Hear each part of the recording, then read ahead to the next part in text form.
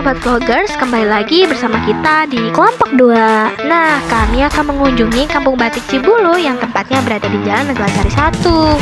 Sebelumnya, kalian pernah dengar Kampung Batik Cibulu nggak nih?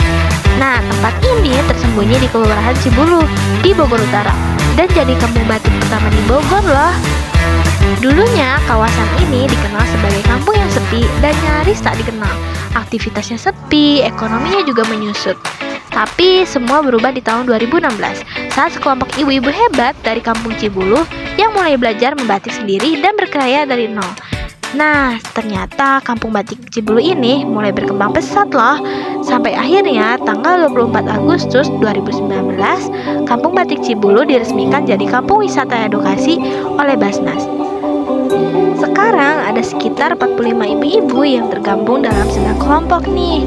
Ada Batik Pancawati, Sadulur, Gazi Seri, Cherry, Siloka, Irwanda, Melinda, Bumiku, dan Melangit, yang masing-masing sudah punya rumah produksi sendiri dan motif batik khas Cibulu yang sudah dipatenkan loh.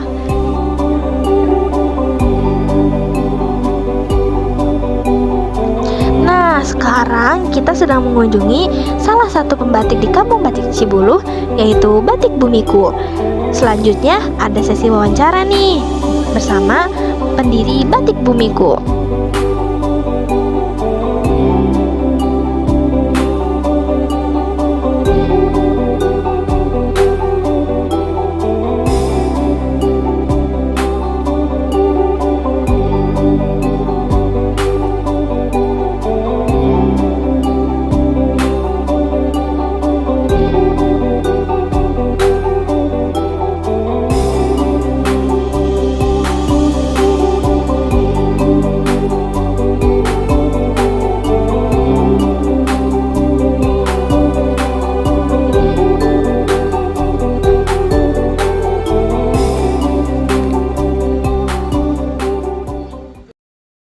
Halo semuanya, jadi aku sama teman-teman udah nyampe nih di Kampung Batik Cibulu.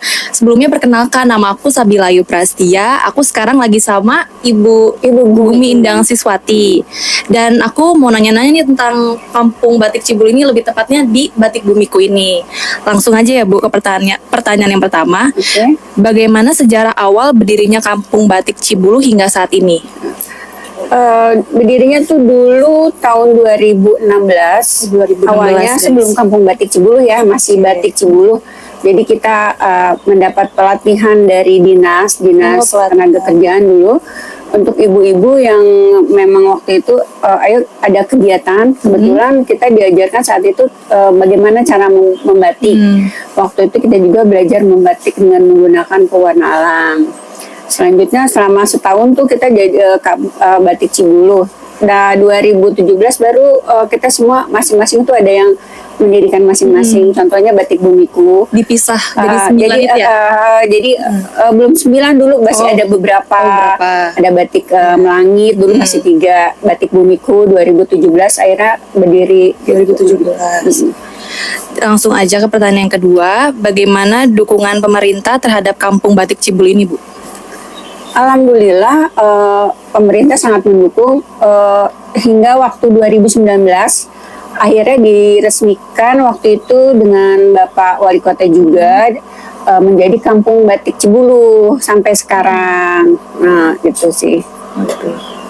Lalu bagaimana proses produksi batik di Kampung Batik Cibulu ini? Apakah masih menggunakan cara tradisional atau sudah modern? Tetap intinya kita masih tradisional ya. Seperti ibu ini lagi mencanting dengan menggunakan kompor. Ini kita membuat batik tulis menggunakan canting. Di sini ada, tapi kita menggunakan kompor listrik. Kenapa listrik? Karena selain lebih praktis, terus panasnya juga konsisten. Lebih gitu, lama lah ya Bu ya. Oke. Apa ciri khas atau keunikan motif batik dari Kampung Batik Cibulu ini dibandingkan motif dari daerah lain gitu? Kalau Batik Cibulu ini kita kan di Kota Bogor ya. Yeah.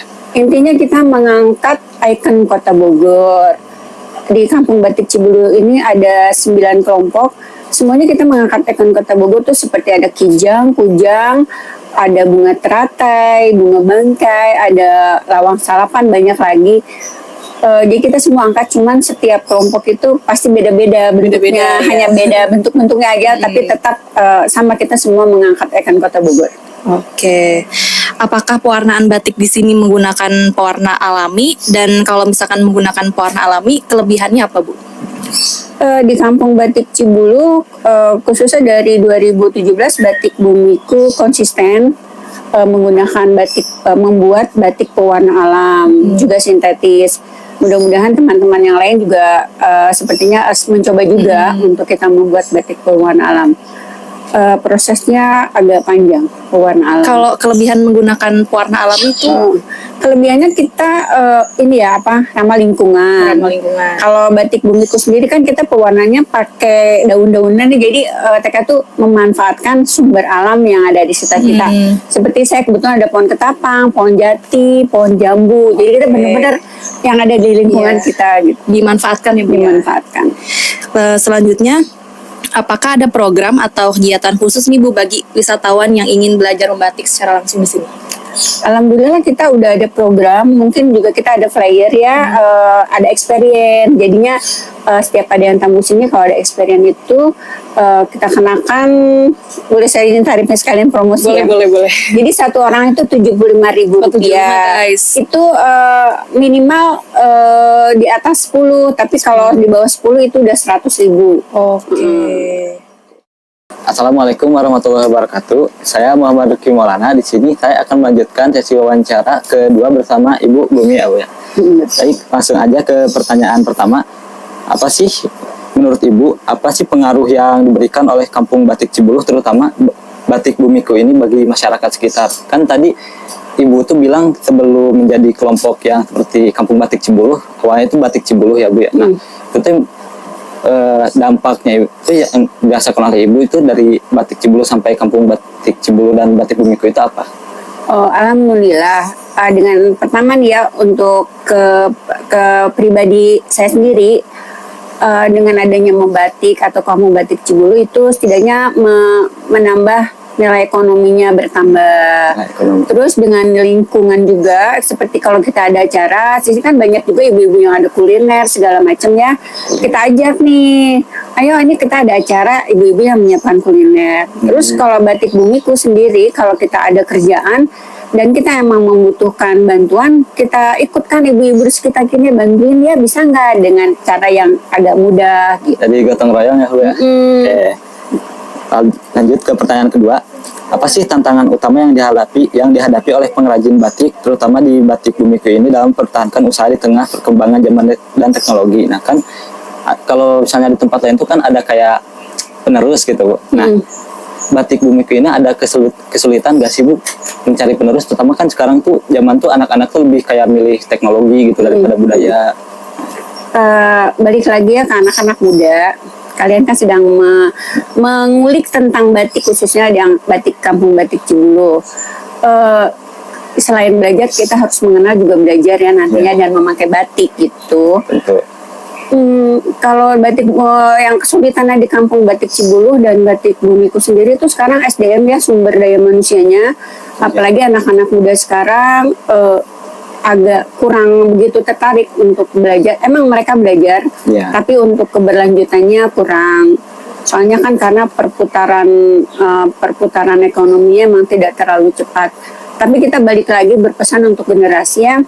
Ini kan batik itu salah satu budaya bangsa yang harus kita pertahankan. Jadi setidaknya yang muda belajar atau bisalah bagaimana sih membatik. Kan kita udah masuk ke UNESCO tuh. Masuk ke UNESCO itu karena apa? Karena proses batiknya yang panjang itu yang masuk sebenarnya. Kalau batiknya sih cuman karena prosesnya. Jadi kita harus menjaga. Nanti kalau jangan nanti diambil tetangga terus kita protes. Tapi nggak mau, kita berusaha untuk bertahan. Ya, anak-anak muda kan kayak gitu, Bu, kayak pernah kan beberapa budaya di Indonesia juga diklaim sama tetangga, terus mereka marah-marah, tapi dari anak mudanya itu juga nggak ada kayak upaya gitu untuk mempertahankan gitu. Nah, lanjut ke pertanyaan terakhir ya. Ada gak sih gitu, Bu, rencana dari Kampung Batik Cibuluh, terutama di Bumiku ini, untuk mengembangkan Batik Bumiku ini menjadi batik yang dikenal luas dan memiliki daya saing tinggi? Kita nggak bisa ini juga sih, modal ya intinya ya. Kalau kita semakin ingin berkembang ya modal, karena kita semakin banyak produksi kita lebih mudah untuk promosi. Promosi itu kan kita harus ada pameran-pameran.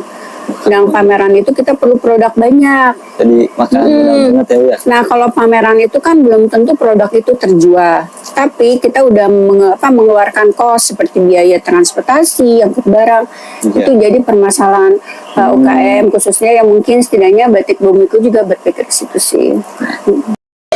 Oke teman-teman, segitu dulu dari kita berdua untuk wawancara bersama Ibu Bumi Indang Siswati.